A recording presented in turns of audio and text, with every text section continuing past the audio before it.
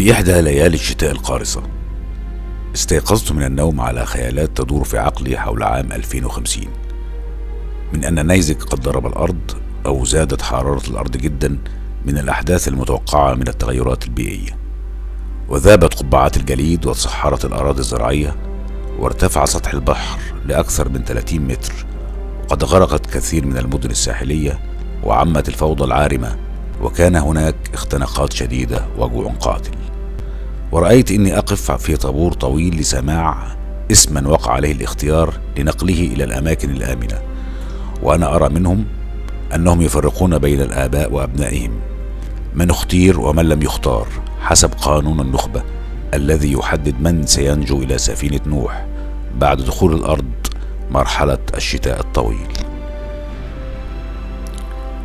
وبعد وهلة أدركت أن هذا هو عقل الباطني هو الذي يحدثني بعد مطالعتي للكتاب الرائع وجه غاية المتلاشي تحذير أخير. وغاية هي الأرض في الأساطير اليونانية كما أطلق عليها المؤلف جيمس لافلوك، وهو عالم بيئي يعيش بإنجلترا، وكان يتحدث عن هذا السيناريو القادم لا محالة. ثم بعد ذلك فكرت أيهما سوف يكون أشد وطأة على الأرض، هل التغيرات المناخية القادمة أم الحرب العالمية الثالثة إن وقعت؟ كما حذر من مغبة وقوعها ثعلب السياسة الأمريكية العجوز هنري كيسنجر السياسي الأمريكي المخضرم. وكما نعلم فإن عدد ضحايا الحرب العالمية الثانية تجاوز 62 مليون نسمة، فما بالك بالحرب العالمية الثالثة ونحن على شفا هاوية الأسلحة النووية.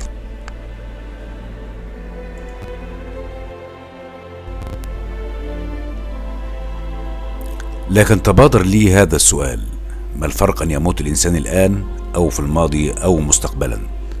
وما الفرق أن يموت شخص واحد بأي طريقة أو مجموعة كبيرة من البشر حتى لو ثلثي البشر كما هو متوقع؟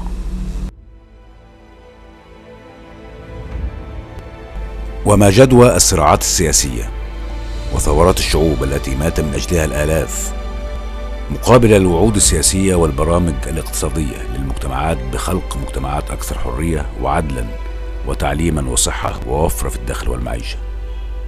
وما هي جدوى الإسهامات العلمية والاختراعات البشرية التي تعمل على رخاء الإنسان؟ إن كانت الحقيقة الوحيدة المؤكدة لنا جميعا إننا إلى زوال لا محالة ولا وجود لحلم الخلود.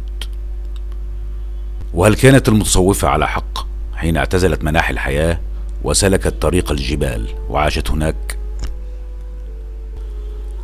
ثم توجهت إلى مكتبة كبيرة كنت معتاد الذهاب إليها، وكنت أطالع بها بعض الكتب في علم مقارنة الأديان، أو ما يسمونه فضاء معرفي لفهم الآخر، أو الملل والنحل. لكن حينها كنت مقتصرا على أديان السماوية فقط. ثم قابلت هناك شاب لطيف كان عائدا توه من اليابان، وتبادلنا أطراف الحديث، وسألني عما أبحث عنه فشرحت له الموضوع، لكنه فاجأني بسؤال: هل قرأت البوذية؟ فقد تكون أكثر منطقا. وأنا أعلم أن البوذية لها وزنها حتى خارج أراضيها، فشخصية كستيف جوبز مؤسس شركة أبل كان قد اعتنق البوذية في سن مبكر. نظرت له وأنا في دهشة شديدة، وعلى هذا المنوال تذكرت كتاب المعتقدات الدينية لدى الشعوب لجيفري باراندر، أستاذ مقارنة الأديان في جامعة لندن، وهو كتاب ضخم وقيم جدا في الحد ذاته. ولأني أعلم أن عدد الديانات في العالم عبر التاريخ بلغ حوالي 10,000 دين متميز، والشهير قد يبلغ 300 معتقد لدى الشعوب، ذلك لأنه لا توجد جماعة بشرية مهما تكن بدائية ليس لديها أفكار عن موجودات تعلو على الطبيعة يعتمد الإنسان في وجوده عليها. وبعملية حسابية بسيطة وجدت لكي تطلع عن كسب وبعمق عدد معقول من المعتقدات لدى الشعوب قد يستغرق ذلك عدة سنوات طويلة.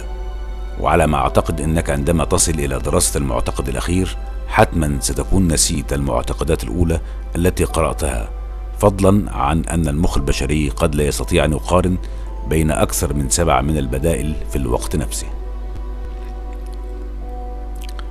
شكرته وسلمت عليه وتركته، وأنا لا أزال أفكر في خروج من هذا المأزق الفكري أو الشتاء الفكري إن صح التعبير. دمتم على خير، وتابعونا في الفصل التالي إن شاء الله.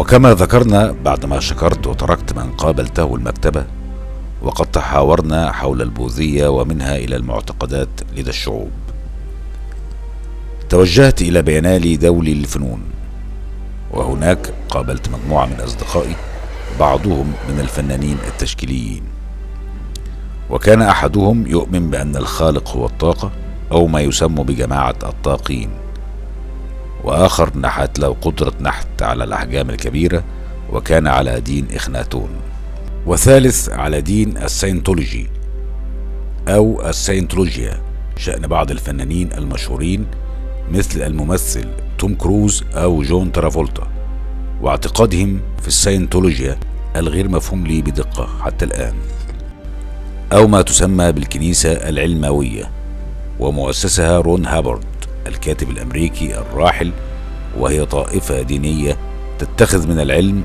والمكننة أساسا لتعليمها. ودارت حوارات مطولة بيننا حول هذه الموضوعات، وعلق أحد منظمي المعرض بقوله إن الفنانين دينهم الفن، وذلك لأن طبيعة الفنان على العموم طبيعة معقدة للغاية، لأن الفن يتطلب قدر كبير من الحرية والتمحور حول الذات، فالإبداع فردي والإنتاج جماعي، وأحيانا لتلبية رغبة العقيدة لديهم قد يختارون أي دين كمسمى، لكنه دين دون أي قيود، أو ينكرون الدين كفكرة أصلا وهو الأسهل طريقا. فالحرية أساس الإبداع. فالنحات المصري المشهور محمود مختار أحد الفنانين الرواد القلائل في فن النحت، وصاحب تمثال نهضة مصر الشهير أمام جامعة القاهرة. عند الالتحاق بالبوزار وهي كلية الفنون الجميلة بفرنسا، قام بأعمال قد تتنافى مع تقاليد مجتمعاتنا الشرقية، لكن كسر القيود أعطته الحرية الكاملة لينطلق إلى عالم الإبداع. وإحساس الفنان المبدع بالذاتية الإيجو أو الأنا العليا قد يعطيه خيالات حول القدرة على الخلق ذاتها، مثل ما فعل مايكل أنجلو عندما انتهى من تمثال موسى وضربه بالإزميل وقال له انطق. ثم تناقشنا حول كثير من الأفكار والمفاهيم المجردة، مثال ذلك الأخلاق، فعند أفلاطون في أنها كبح شهوات الإنسان والتسامي فوق مطالب الجسد، وعند أرسطو يرى أن الأخلاق مرتبطة بسعادة الإنسان التي هي غاية وجوده، وجان جاك روسو يعرف الأخلاق على أنها الأحاسيس الطبيعية التي تجعلنا نميز بين الخير والشر. أما عند نيتشه إن الأخلاق يجب أن تكون نابعة من الإنسان نفسه، فعلى كل فرد أن يبني عالمه الأخلاقي الخاص. ومن هنا نجد اضطراب في ضبط مفهوم الأخلاق، ودون وجود فكرة الخالق يتضاءل جدوى فلسفة الأخلاق كما عرفها الفلاسفة التي تحتاج إلى سقف لضبط اتزانها، أو كما هو الحال في كتاب السر الذي نال شهرة واسعة للكاتبة روندا بيرن، والمبني فكرته على قانون الجذب، وكان الأحرى بها أن تستبدل كلمة الكون بالله. ثم أردف صديقي قائلا إن الإيمان بوجود خالق ما هو إلا موروث من موروثات وتقاليد الشعوب، تنتقل من جيل إلى آخر حتى ترسخت في غالبية عقول الشعوب، أو هكذا وجدنا آباءنا. ولو فكر الإنسان وأعمل عقله جيدا مجتهدا سيصل كما وصلت أرقى العقول في العالم إلى إنكار وجود الخالق. ثم سأل وقال: هل الفنانون وحدهم على ذلك؟ وبين رحى المعتقدات الدينية لدى الشعوب وسندان إنكار الخالق غادرت المعرض وعدت، وما زال سؤاله عالقا في ذهني. ولربما يختبئ الربيع خلف جبال الجليد. دمتم على خير، وتابعونا في الفصل التالي إن شاء الله.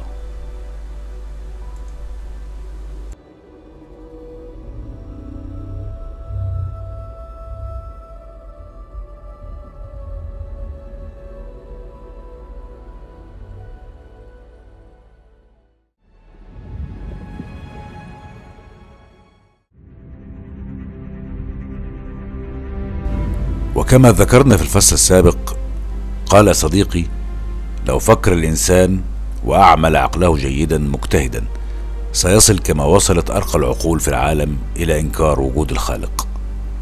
ثم سأل وقال: هل الفنانون وحدهم على ذلك؟ جلست شاردا ودار بخلدي بعض المناقشات التي دارت فيما بعد مع أصدقائي وصديقي الملحد، وكان منها ألبرت إينشتاين وكتابه النسبية وسحره في عالم النسبية، ولربما من أكثر الكتب العلمية التي قد تثير خيالك هو كتاب النسبية لألبرت إينشتاين، والتي استغرقت مني فترة طويلة في تأمل نتائجها.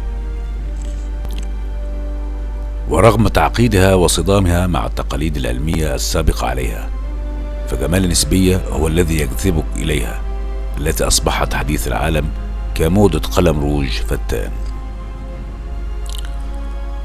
وهو أقرب لآراء أفلاطون عن نيوتن الأقرب إليه زمنا، أو كما وصف ذلك بدقة توماس كين في كتابه القيم جدا بنية الثورات العلمية. فقد يكون ألبرت إينشتاين هو العالم الأشهر، وهو من أرقى العقول على مدار التاريخ قاطبة، ونحن جميعا نعرف ما أنجزه وكيف غير العالم بنظريته النسبية. وما زالت النسبية يتكلم عنها العلماء بإجلال حتى بعد مرور أكثر من 100 عام. والنسبية هي مادة خصبة لأفلام الخيال العلمي، وقد قدمت السينما أفلام خيال علمي كثيرة كحرب النجوم أو ستار تريك والسفر عبر الزمن وغيرها المستوحاة منها، أو كما قدم مؤخرا المخرج العالمي كريستوفر نولان فيلمه الرائع والشهير انترستيلر، الذي يناقش بعضا من أفكار النسبية. وبعد نظريته الشهيرة عن النسبية، قضى ألبرت إينشتاين بقية حياته باحثا عن المستوى النهائي الذي سيجيب على كل الأسئلة الفيزيائية، وقدم النظرية الشبحية باسم نظرية كل شيء، التي وجد في النهاية أنها تتعارض أصلا مع النسبية. وإينشتاين شأنه شأن البشر حين قال: مثلي كطفل يلهو بأصداف على شاطئ المحيط الكوني، وذلك لعظمة الكون من حولنا ولضعف الإنسان مهما بلغت سطوة عقله. لكن هل كان إينشتاين يؤمن بالخالق حقا؟ الشائع أنه كان ينفي صفة الإلحاد عن نفسه، لكن رسائله الخاصة قد تفصح عن غير ذلك حين قال إن الإله كان مجرد تعبير عن ضعف الإنسان، أو حين قال: لقد قلت مرارا وتكرارا إن رأيي في فكرة الإله الشخصي هي فكرة طفولية، ربما تدعوني بشخص لا أدري، ولكنني لا أشارك مع الملحدين بهذا الوصف، لأنني أفضل أن أتحلى بموقف متواضع يقابل ضعف فهمنا الفكري للطبيعة وللكون. ومع ذلك أحب إينشتاين انتقاد الملحدين المتشددين، على الرغم من أنه كان يشاركهم معظم اعتقاداتهم، أو كان عوضا عن ذلك كان يتبع نهج نيل تايسون الديني، وهو عالم أمريكي مختص بالفيزياء الفلكية والمشهور بحلقاته في تبسيط العلوم، ونهجه كما قال لا أدري، وبأنه سوف يبقى بعيدا عن التسميات والأوصاف، أو حسب ما صاغ توماس هيكسلي مبدأ لا أدرية، فإن اللا أدري هو هذا الشخص الذي لا يؤمن ولا يكفر بالذات الإلهية، بينما المؤمن هو الذي يؤمن بها. وحال لسانه يقول لك بأن فكرة الإله الذي يستمع إلى صلاتك ويراقبك طوال حياتك هو مجرد سخافة. ثم عقب صديق الملحد قائلا: ماذا عن ستيفن هوكينج العالم الأشهر في القرن 21، وماذا كان يعتقد؟ دمتم على خير، وتابعونا في الفصل التالي إن شاء الله.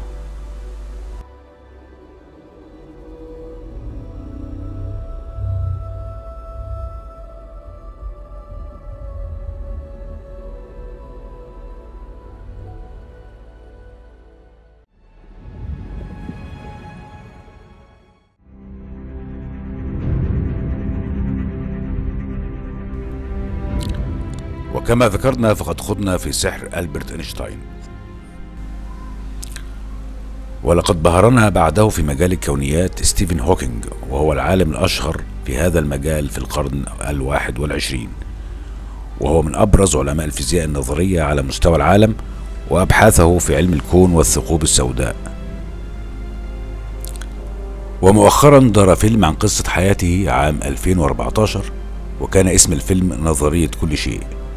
وقد كان يعاني من شكل مرض نادر، مرض العصب الحركي، حين كان هوكينج في 21 من عمره. وتنبأ الأطباء له أن يعيش لفترة 2 فقط، لكنه عاش فترة طويلة عن عمر يناهز 76 سنة تقريبا. وألف كتب لعامة الجمهور مثل الكون في قشرة جوز أو كتاب تاريخ موجز للزمن، وكانت من أكثر الكتب مبيعا.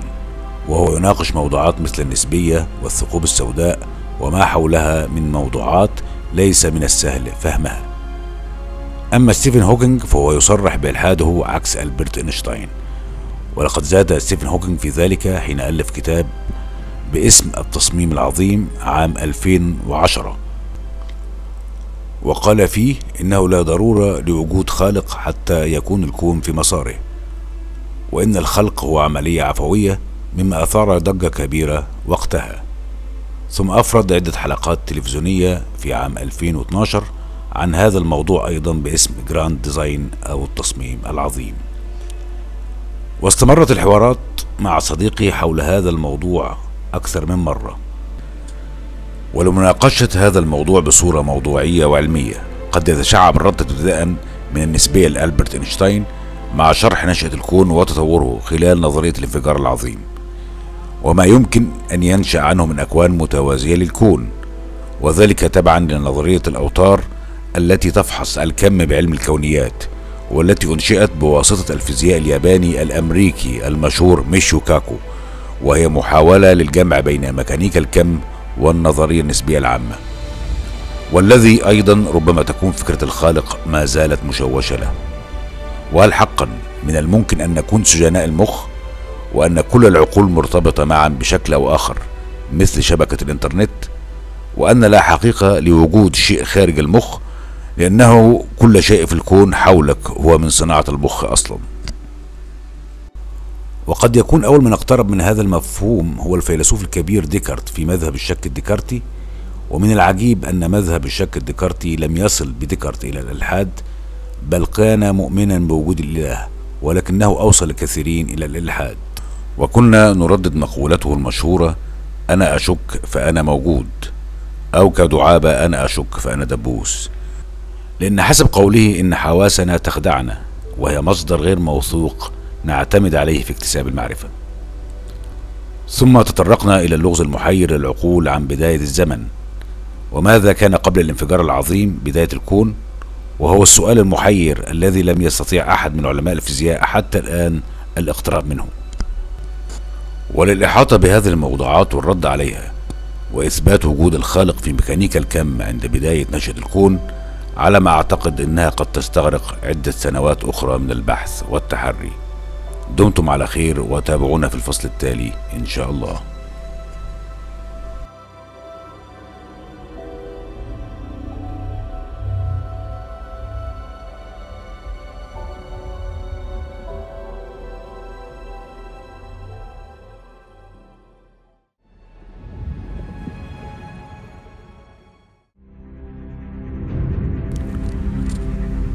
وبعدما ذكرنا في الفصل السابق ستيفن هوكينج وإشكالية إثبات وجود الخالق في ميكانيكا الكم عند بداية نشأة الكون، بدأنا بجولة خاطفة في عقول العلماء الذين لهم وزنهم في تاريخ العلم، والذين صرحوا بإلحادهم أيضا.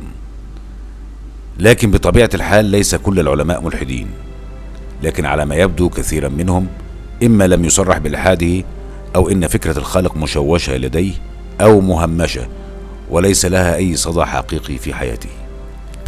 مثال ذلك برتراند راسل الفيلسوف الشهير في القرن العشرين، والحائز على جائزة نوبل، والذي يعتبر من أهم علماء المنطق في القرن العشرين، وهو الملحد الذي يؤمن بالإنسان، والذي ألحد في سن 15، أو كما قال: فكرة إن الأشياء لابد أن يكون لها بداية تعزي إلى فقر خيالنا.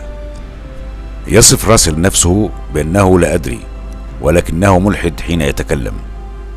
يرى راسل أنه لا يستطيع دحض الإله المسيحي على غرار الطريقة التي لا يستطيع بها دحض الآلهة الأولمبية، حافظ راسل على وجهة نظره أن الدين هو أكثر قليلا من الخرافات، وعلى الرغم من أي آثار إيجابية قد يقدمها الدين هو ضار إلى حد كبير على الناس. وأعرب عن اعتقاده بأن الدين والنظرة الدينية تعملان على إعاقة المعرفة وتعزيز الخوف والاعتمادية، وهي مسؤولة عن الكثير من الحروب في العالم والقمع والبؤس.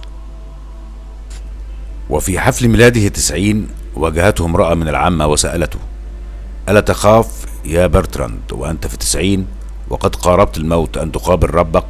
فقال: لا، لو كان هناك رب موجود فسوف أجادله كما يجادلني، وحين يسألني لما لم تؤمن بي فسأرد عليه: لماذا لم تعطيني من البراهين الكافية ما يقنعني بوجودك؟ ومثال ذلك أيضا العالم جيمس واتسون الحائز على جائزة نوبل، أحد مكتشف بنية DNA، وهو الشريط الوراثي أو الحمض النووي. وقد قال في حديث تلفزيوني له إنه لو كان يذهب يوم الأحد إلى الكنيسة مع أمه أي معترفا بالخالق ما كان بحث أصلا عن سر الحياة.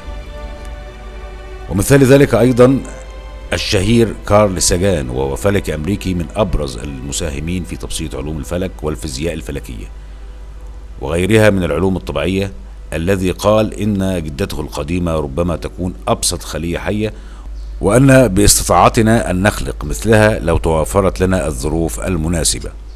وقال: لا تستطيع أن تقنع المؤمن بأي شيء، فإيمانه لا يستند على أدلة وإنما على حاجة ماسة للإيمان. أو ريتشارد فاينمان، عالم فيزياء أمريكي والمعروف بإسهاماته في ميكانيكا الكم، وكذلك إسهاماته في عمليات الحوسبة لمعالجة كميات هائلة من العمليات الحسابية، والحاصل على جائزة نوبل أيضا. وقد صرح فاينمان أنه كان ملحدا صريحا منذ شبابه، ومن أقواله: تم اختراع الإله ليفسر ويشرح الأشياء التي لا نفهمها، والآن وبعد إن اكتشفنا كيف تعمل الأشياء جردنا هذا الإله من أسباب وجوده وأصبحنا لا نحتاج إلى وجوده. وهل كان سيغموند فرويد عالم النفس الشهير ومؤسس علم التحليل النفسي يهوديا أم ملحدا؟ لكن لسان حاله يقول إنما الدين عبارة عن وهم، أو ينتمي بشكل كامل إلى الحضارة الغربية التي هيمن عليها نموذج العلمانية الشاملة. أو كما قال الفيلسوف كارل ماركس أحد عظماء الاقتصاديين في التاريخ ومؤسس الحركة الشيوعية والاشتراكية: إنما الدين أفيون الشعوب. وفريدريك نيتشه الفيلسوف الألماني المشهور كان ملحدا بطبيعة الحال، وأعلن فريدريك نيتشه موت الإله. فهو هنا لم يكن يعني أن هناك إلها وقد مات بالمعنى الحرفي للكلمة، بل إن فكرتنا عن الإله هي التي ماتت. فبعد عصر التنوير أصبحت فكرة الكون الذي تحكمه القوانين الفيزيائية وليست العناية الإلهية حقيقة واقعة. ناهيك عن مئات المفكرين والعلماء والأدباء والفلاسفة الذي لا يتسع المقام لذكرهم هنا، هذا بخلاف كثير من الأفكار الفلسفية التي وجدت لها صدى كبير في أنحاء العالم، مثل الوجودية وسحرها في تفرد الإنسان والحرية التامة في التفكير بدون قيود، وحرية أن الإنسان صاحب تفكير وحرية وإرادة اختيار ولا يحتاج إلى موجه. ومثلثها الشهير جان بول سارتر وسيمون دي بوفوار وألبير كامو. والوجودية تعاني من الاضطراب لغياب التأثير المباشر لقوة خارجية وهو الإله، يعني بأن الفرد حر بالكامل، ولهذا السبب هو مسؤول عن أفعاله الحرة. وكان سارتر يقول بأن الله مثله كقبطان سفينة، لما قد يهتم بالجرذان التي تقبع مع المحركات في باطن السفينة قاصدا بها البشر. وفي أغلب مراحل حياته في الواقع هو وعشيقته سيمون دي بوفوار أمسيا من أشهر ملحدي القرن العشرين، بالرغم من أن دي بوفوار بقيت على إلحادها حتى النهاية. ولكن على ما يبدو فإن سارتر بدأ يرى نفسه مخطئا في أواخر حياته، وهذا ما سبب صدمة وهلعا بين كل أتباعه ومحبيه. لكن بعد هذه الحوارات والمناقشات التي أخذت وقتا طويلا وحاولنا الاقتراب فيها من عقول العلماء الملحدة مع أصدقائي وصديقي الملحد، والتي ربما عرضت بعضا منها كما سبق، والتي كنت بها مركزا على جانب واحد من الحوار، بدأ يتسرب الشك لي بجدوى المناقشات والحوارات والمناظرات المبنية على المنطق العقلي وحده في مسائل العقيدة والدين. دمتم على خير، وتابعونا في الفصل التالي إن شاء الله.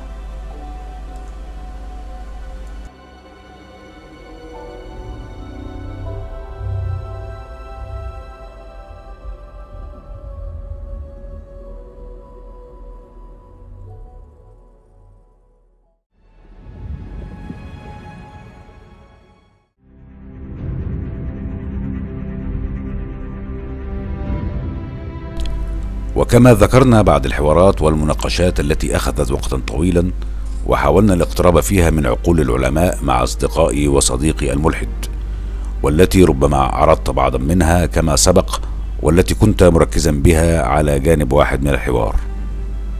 بدأ يتسرب الشك لي بجدوى المناقشات والحوارات والمناظرات المبنية على المنطق العقلي وحده في مسائل العقيدة والدين. ولربما أسهبت في عرض وقراءة عقول العلماء، لأن المؤمن يتكئ على كتاب له، أما الملحد غالبا ما يتكئ على العقل والعلم، وهذا ما قمت بالتركيز عليه. وهم علماء ذو عقول جبارة ربما، لكن لا قلوب لهم، والتي لها ذاكرة منفصلة حقيقية. ومفهوم العقل وما هو العقل وعلاقة العقل بالقلب في مفهوم العلم من منظوره الجديد، والدوائر التي تحكم الإنسان قد تستغرق وقتا في طرحها، ولربما أخصص لها فصول أخرى في شرح هذا الموضوع. أو كما قال الفيلسوف الألماني هيجل في أنه لا يمكن إثبات الدين بالعقل، فإن الله غير قابل للإدراك والتفكير به، وإن المطلق في تعارض مع العقل أكثر من كونه موجودا من أجله. ثم توجهت إلى زيارة مدينة الأقصر بصعيد مصر، وكانت فرصة لأزور مدينة القرن الجديدة لمشاهدة ما تبقى من أعمال المهندس المعماري العالمي حسن فتحي. وكان حسن فتحي لا يتقاضى أجرا، فقد كرس حياته لعمارة الفقراء، وكان يقول إن الأغنياء لهم آلاف المهندسين من يبنون لهم. فهو من الشخصيات القليلة ذات النزعة الإنسانية الخيرية. ويخبرنا في كتابه عمارة الفقراء الذي ألفه بالإنجليزية وليس بالعربية، رغم أنه كان يناقش مشاكل القرية المصرية، وذلك لأنه شعر أن من سوف يهتم بكلامه بلاد العم سام وليس بلده. ولقد تحقق ذلك فعلا، وطبقت أفكاره بقرية دار السلام بنيو مكسيكو بأمريكا، ونال عدة جوائز دولية. ولعل أغلبنا يقدر الشخصيات ذات النزعة الإنسانية والخيرية، ولعلهم ينالون تقدير كبير في حياتهم، لكن على ما أعتقد دون مفهوم الثواب والعقاب الأخروي قد يتضاءل جدوى مفهوم الخيرية هذا. وكان في استضافتي في قرية القرن امرأة إنجليزية كانت تعيش هناك، وقصت لي قصة غريبة في كيف أنها استيقظت من النوم ورأت فجأة شيء غير معتاد، وكان هو طريقها إلى الله. وكنت منتبها لكلامها منصتا لها باهتمام، وهو كلام ليس به أدوات العقل والعلم، لكن هذه الحالات الخاصة على ما أعتقد أنه لا يمكن تعميمها. ثم توجهت إلى أحد القرى هناك، وتصادف معي أنه كان برفقته مجموعة من الشباب من جنوب شرق آسيا، وكنا كلنا غرباء عن المكان، وكانوا أتقياء وورعون، وكنا نريد التوجه إلى مكان معين. ولكن كل ما هممت بسؤال أحد المرة عن عنوان المكان المقصود كانوا ينهرونني ويقولون نحن لا نسأل إلا الله. وكلما دخلنا حارة أو طريق وربما يكون مسدودا وهممت بالسؤال ينهرونني ويقولون نحن لا نسأل إلا الله. وتكرر هذا الموضوع أكثر من مرة، ونحن ندور في القرية دون الاهتداء إلى العنوان المطلوب. وعندما مللت من السير دون جدوى أوقفت أحد المارة ولم أستمع لهم هذه المرة، وسألت عن العنوان فأجابني، ووصلنا إلى العنوان المقصود. ورغم استنكاري لهم أول الأمر في أنهم لا يأخذون بطريق الأسباب، لكن بعد فترة أدركت أنهم على حق، ولكن يمكن اعتبار ذلك أنه صالح للخاصة وليس لعموم الناس. لكن هذا الموقف تحديدا أنار لي الطريق، ووجدت الأجوبة التي كنت أبحث عنها، وجواب لصديقي الملحد والباخون الذي ظللت فترة غير قصيرة في حوارات ومجادلات معهم. وكما وجد حسن فتحي ضالته في صعيد مصر حين وجد أحد البنائين الذين توارثوا طريقة البناء الفرعونية في بناء القبب من الطين دون شدات خشبية لتوفيرها، وجدت أنا ضالتي أيضا. دمتم على خير، وتابعونا في الفصل التالي إن شاء الله.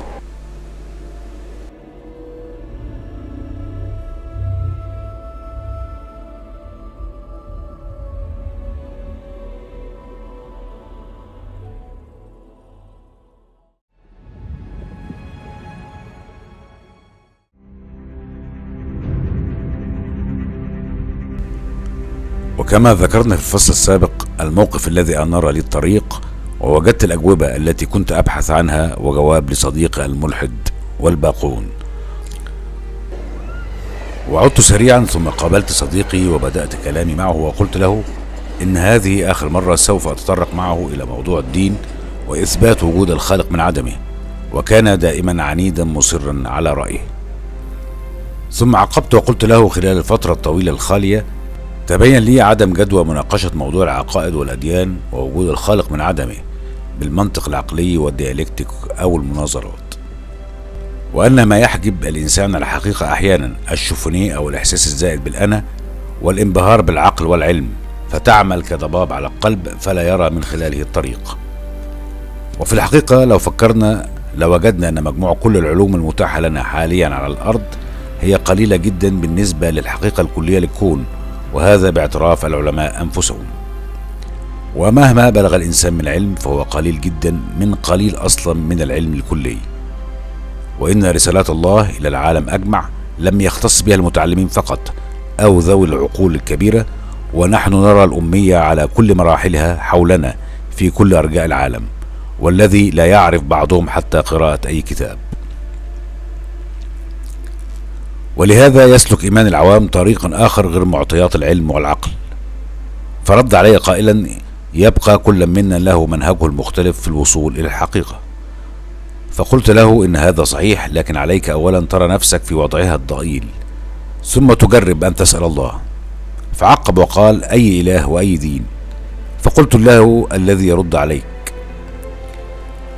وقلت له: أتدري ما السبب في أن المسلمين يقرؤون سورة الفاتحة 17 مرة كل يوم؟ السبب إنها مفتاح للوصول إلى الله وإلى الدين، فكثير من المستشرقين أعلم بكثير من المسلمين في علوم الدين، ولهم إسهامات عديدة في علوم الفهرسة وخلافه وفهرسة علوم الحديث، لكن بالرغم من ذلك لم يؤمنوا لأنهم دخلوا الدين من غير هذا المفتاح.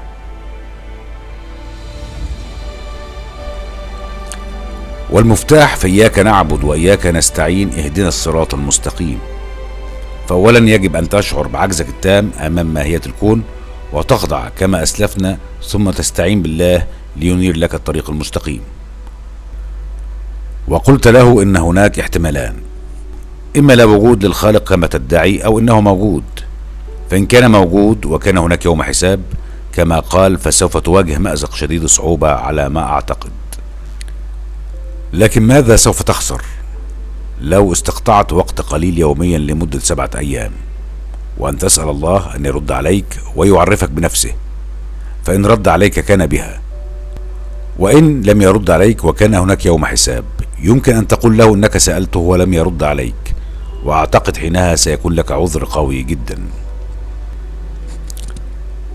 وسلمت عليه وتركته، وكانت هذه آخر مرة في الكلام معه في هذا الموضوع، لكني رأيت في عينيه التفكير في ماذا سوف يخسر. وبعد أسبوع رأيته صدفة من بعيد، ولكن فوجئت أنه كان يسارع إلى المساجد متعبدا متنسكا ساجدا إلى الله، وعرفت أن الله رد عليه بطريقة أو بأخرى. ثم اقتربت منه وابتسمت له وابتسم لي، ولم أسأله كيف رد عليه الله وكيف عرفه بنفسه، وهو أيضا لم يبح لي بشيء.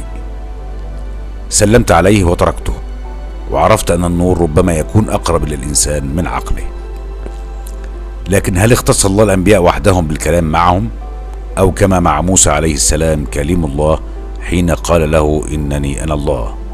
وما هو الميزان بين برهان الشرع وبرهان الحقيقة؟ دمتم على خير، وتابعونا في الفصل التالي إن شاء الله.